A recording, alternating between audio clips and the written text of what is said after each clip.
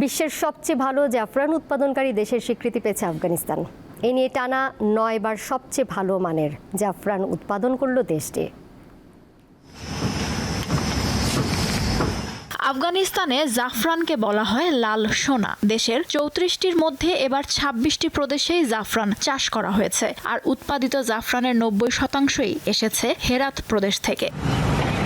দেশটির কৃষি, সেচ ও প্রাণী সম্পদ মন্ত্রণালয় জানিয়েছে, আফগানিস্তান বিশ্বের দ্বিতীয় বৃহত্তম জাফরান উৎপাদনকারী দেশ। চলতি মৌসুমে প্রায় 50 টন জাফরান উৎপাদনের লক্ষ্য নির্ধারণ করেছে কাবুল প্রশাসন। বর্তমানে দেশীয় বাজারে প্রতি কেজি জাফরানের দাম 1,20,000 আফগানি, যা বাংলাদেশি মুদ্রায় প্রায় 2 লাখ টাকা। গত বছর ভারত, সৌদি আরব সহ কয়েকটি দেশে $35 মিলিয়ন মূল্যের প্রায় 30 টন জাফরান রপ্তানি করে আফগানিস্তান। নতুনভাবে কৃষিখাত ঢেলে সাজাচ্ছে দেশটির কৃষি, সেচ ও প্রাণী সম্পদ মন্ত্রণালয়। প্রথমেই আফিম চাষ বন্ধ করা হয়েছে, এখন জাফরানের মতো উপকারী মশলা চাষে উৎসাহী করা হচ্ছে। লুৎফা ফৌজিয়া, দীপ্ত, বার্তা কক্ষ।